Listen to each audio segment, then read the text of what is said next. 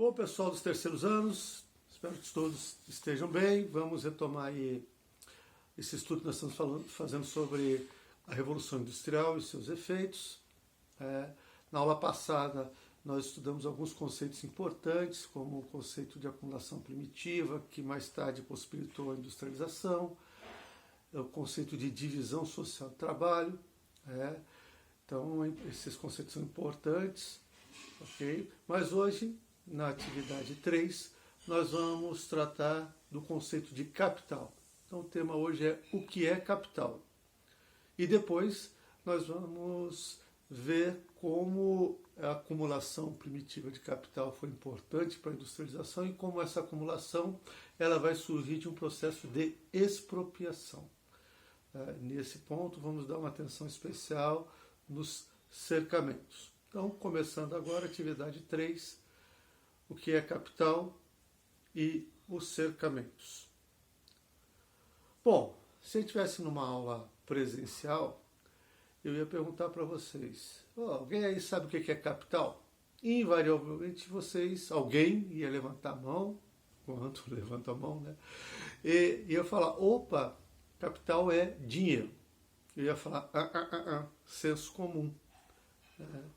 Capital nem sempre é dinheiro. Outras coisas podem ser capital. E também nem sempre o dinheiro é utilizado como capital. Então, vamos desfazer essa ideia de que capital é dinheiro. O que é capital, então? Bom, capital é uma maneira de se usar as coisas. A gente pode usar as coisas, qualquer riqueza, qualquer produto da atividade humana, a gente pode usar basicamente com duas finalidades. A finalidade básica da produção seria gerar a subsistência, certo? Outra possibilidade é utilizar as coisas que eu produzo para gerar lucro e enriquecimento. Então, capital, de uma maneira bastante resumida, não é o lucro. O lucro é lucro. Mas capital são as coisas que a gente usa para gerar lucro. Então, esse é o conceito básico de capital.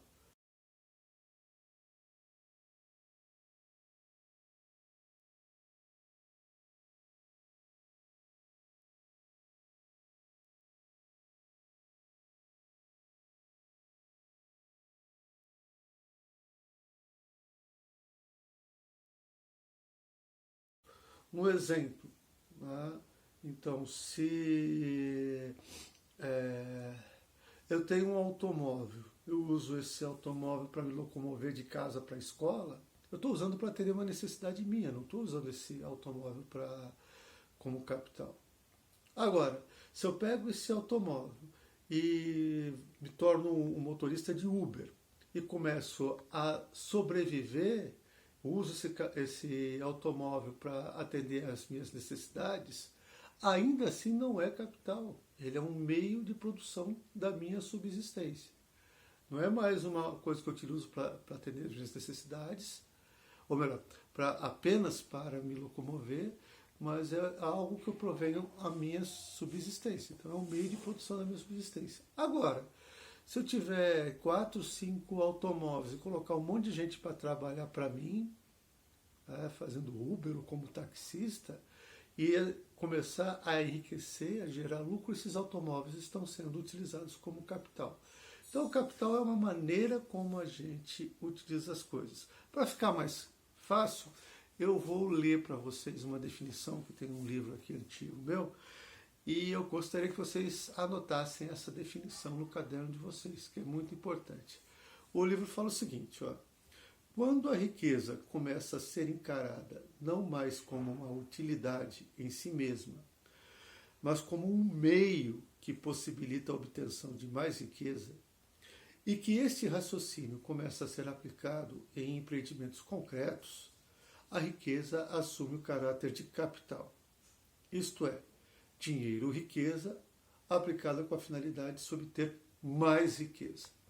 Então, a definição aqui, ela permite que a gente pense um pouco sobre os efeitos da utilização das coisas como capital na nossa sociedade.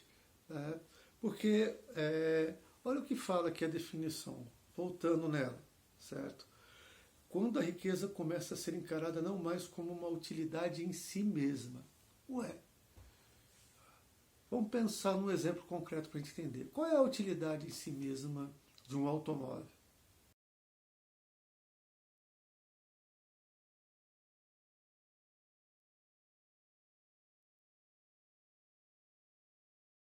É locomoção, transportar a gente de um lugar para outro. O automóvel serve para isso,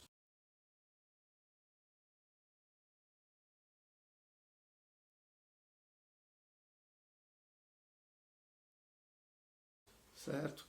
Mas quando a gente olha hoje em dia para o automóvel, a gente não vê só a utilidade em si mesma que nós temos do automóvel. Nós vemos outras coisas. Tá? Por exemplo, nós vemos o design, nós vemos o conforto, nós vemos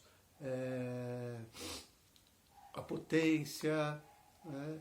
E tudo isso junto vai colocar uma coisa para a gente, que a gente olha para o automóvel e ele representa o nosso status na sociedade, a nossa posição na sociedade, certo? Então é diferente você ser visto dentro de uma Ferrari, uma BMW ou dentro de um Fusquinha. Tá? Por quê? Porque a gente olha para um automóvel e a gente não vê exatamente a necessidade que nós temos dessas coisas. Isso só acontece quando nós vivemos uma sociedade onde as coisas são utilizadas como capital. Essa é a essência do capitalismo. Por isso que esse consumo é desenfreado no capitalismo. Se a gente for olhar qual é a raiz do consumismo na sociedade capitalista, está no fato da gente não olhar para as coisas a partir da necessidade que nós temos delas, mas a partir de outras questões. E a principal talvez seja a questão do status social. As coisas começam a representar para a gente valores que estão além da necessidade que nós temos delas. Não sei se vocês estão entendendo, é um conceito meio complicado, mas o Marx, que estudou bastante esse processo do desenvolvimento do capitalismo, chamou isso daí de fetiche da mercadoria. O que é o fetiche da mercadoria? O fetiche da mercadoria ocorre justamente quando a gente olha para uma mercadoria e a gente fica meio enfeitiçado por ela. O Marx até escreve no livro dele, Marx, que era um materialista, ele não acreditava em espírito, falou, acontece uma coisa no capitalismo que eu só consigo explicar recorrendo a categorias, recorrendo a fenômenos que são do mundo da magia. E ele chamou isso de fetiche da mercadoria. Porque nós, no capitalismo, de certa forma, nós somos enfeitiçados pelas coisas. Isso acontece, eu repito, e isso que é importante, isso acontece porque a gente olha para as coisas e não vê a necessidade que nós temos dela. Elas representam outra coisa. Ou porque alguém pagaria, sei lá, 4 mil reais numa calça jeans de marca? Qual a diferença de uma calça jeans de marca de 4 mil reais para uma de 200, 300? Olha que já estou falando de uma calça cara. Ou um tênis que custa 1.000 reais. Por quê? Porque esse tênis, ele não é visto, ele vai representar o status da pessoa. Não é a utilidade que se tem dele. Então a mesma coisa acontece com os automóveis. E aí a sociedade do consumo capitalista ela vai usar muito bem isso através da publicidade, através dos designers, para vender cada vez mais e fazer a gente descartar coisas que não são necessariamente inservíveis, coisas que poderiam ser úteis, mas que a gente acaba descartando. Outro efeito das coisas sendo utilizadas como capital, também estudados pelo Marx, é o que ele chamou de alienação do capital. Bom, a gente viu na aula passada que a alienação é perder um pouco a consciência das coisas, não ter consciência do que as coisas acontecem. E o que seria a alienação do capital para o Marx? A alienação do capital é quando as pessoas perdem a noção de para que precisam do dinheiro, da riqueza. Hoje nós temos pessoas extremamente ricas nas sociedades, mas muito ricas. Estudos recentes mostram que 6 famílias aqui no Brasil detêm praticamente metade da renda do país. país, da riqueza do país. Quer dizer, são pessoas que têm uma fortuna incalculável. E o que se faz com uma fortuna incalculável? Vão gastar com o quê? São pessoas que se resolverem, não quero mais ganhar dinheiro, só vou gastar, vai viver a vida, o filho, o neto, vai ficar gastando e não vai acabar. Então por que alguém poderia querer tanta riqueza a ponto de ela não poder nem gastar essa riqueza? É isso que o Marx chama de alienação do capital. Ela perdeu a noção. No capitalismo, as pessoas perdem a noção do para que precisam da riqueza, para que precisam do dinheiro. Isso também é um outro efeito do uso das coisas como capital. E isso está ligado, obviamente, com essa desigualdade tremenda que caracteriza a sociedade capitalista. Então, esse conceito de capital é muito importante a gente entender para compreender a sociedade que a gente vive. Então, dito isso daí, voltando aí para a história, né, chega um momento em que, se de um lado algumas pessoas vão organizando suas vidas vendendo a força do seu trabalho, do outro lado outras pessoas vão organizando suas vidas aplicando suas riquezas na produção e gerando mais riquezas. É esse processo aí que está por trás da Revolução Industrial, ok? Ou é uma consequência da Revolução Industrial.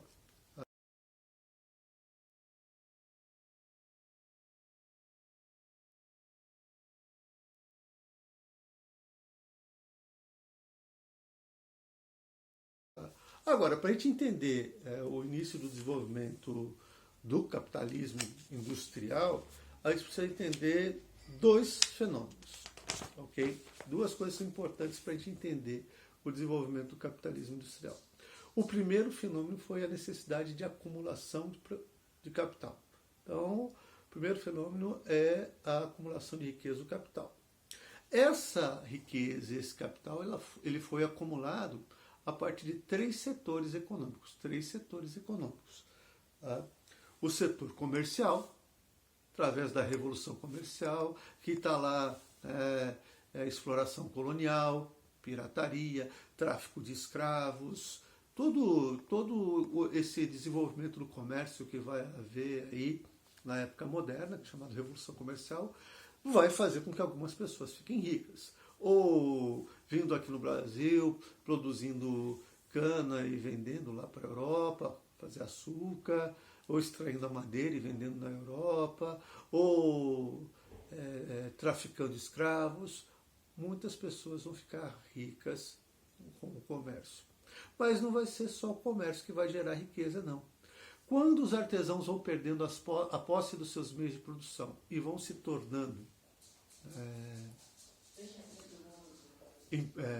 trabalhadores assalariados, trabalhando para o empresário, surge a manufatura, os donos da manufatura também vão ficar ricos, também vão acumular riqueza. Então, o setor industrial, não é uma indústria ainda com máquinas, mas é uma indústria manufatura, a produção ainda é feita à mão, mas já tendo um empresário explorando o trabalho de outras pessoas, esses empresários também vão acumular riquezas. E, por último, que a gente precisa prestar uma atenção especial, o setor agrícola também vai sofrer modificações.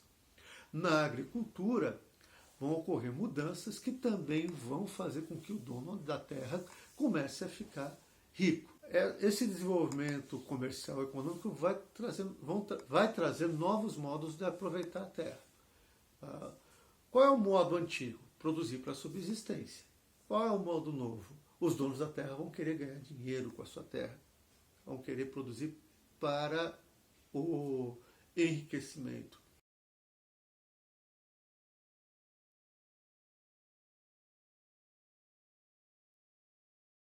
Tá? Isso traz mudanças. Porque se eu vou usar a terra para minha subsistência, primeira coisa, eu vou plantar um pouquinho de cada coisa que eu preciso. Vai ter lá a policultura. Agora, se eu vou usar a terra para ganhar dinheiro, vou plantar uma única coisa que dá mais lucro. Então sai a policultura e entra a monocultura. Também vai haver uma mudança na maneira de utilizar, da mão de obra que vai utilizada na terra. Antes, o céu ficava com parte da produção. Agora, se eu quero ter lucro, se eu quero enriquecer, não interessa ficar com apenas, se eu sou o dono da terra, como, não interessa para mim ficar apenas com uma parte, eu quero ficar com toda a produção para vender e ter lucro. Então, aquela maneira de arrendar terra, de pagar com parte da produção pelo uso da terra, vai desaparecer. Vai haver um assalariamento da mão de obra no campo, para que o dono da propriedade fique com toda a produção. Além disso, vai haver um aproveitamento mais racional do uso do solo. Certo? Porque antes, se o objetivo era produzir a subsistência, tinha, sei lá, 200 pessoas morando na terra, todos estavam produzindo, se sustentando, o objetivo estava sendo cumprido. Agora, com essas mudanças, se o objetivo é ter lucro, se o objetivo é enriquecer, e 50 pessoas, vamos lembrar que se não é policultura, é monocultura, eu preciso de menos gente trabalhando na terra, 50 pessoas dão conta de produzir o que eu necessito, então fica claro que 150 pessoas vão ser obrigadas a deixar a terra, vão ser expulsas da terra. Isso vai gerar um tremendo êxodo rural.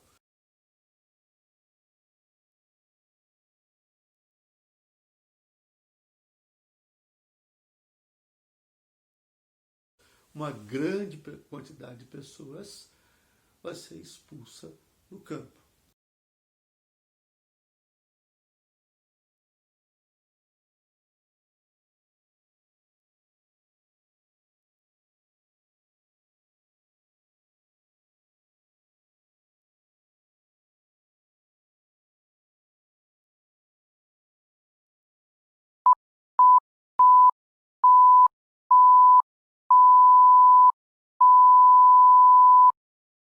Tá? E é nesse ponto que a gente chega nos cercamentos. Tá? Porque na Inglaterra, primeiramente, onde esse fenômeno foi bastante forte, tá? O que começa a dar lucro nesse momento, aí, séculos XV, XVI, o que está dando lucro? Tá? É a produção de lã. Os ingleses estão desenvolvendo manufaturas de tecido e também vendem muita lã para a região de Flandres, ali onde hoje é a Holanda, um pouco da Bélgica, naquela região ali, certo? Há uma demanda muito grande, tem muitas manufaturas se desenvolvendo de tecido, eles precisam de lã. E a Inglaterra começa a suprir esse mercado de lã. Tá? Então, o que está dando lucro na Inglaterra? Criação de ovelhas. Os donos de terra começam a cercar suas terras para criar ovelhas. Certo? Só que para criar ovelhas você não precisa de muita gente. 10 pessoas cuidam do rebanho. O que acontece com as pessoas que viviam nessas terras? São expulsas das terras. Tá? Então, os cercamentos das terras, eles estão ligados a essas duas coisas. Eles ocorrem porque o dono da terra quer ter lucro e porque e, por outro lado, acabam expropriando os trabalhadores, que ficam sem os seus meios de produção. É preciso entender esse processo de cercamento e pensar como ele está ligado ao desenvolvimento do capitalismo e da industrialização. Tá? Então, vocês vão fazer um trabalho com um texto para aprofundar um pouco mais essa noção. Tá? Por hoje é isso daí. Tá? Na quarta atividade a gente vai retomar um pouquinho isso daí, o finalzinho desse processo, contextualizando um pouco mais historicamente como ocorreu, e vai falar sobre o desenvolvimento tecnológico, porque também tem a parte da tecnologia aí dentro da Revolução Industrial.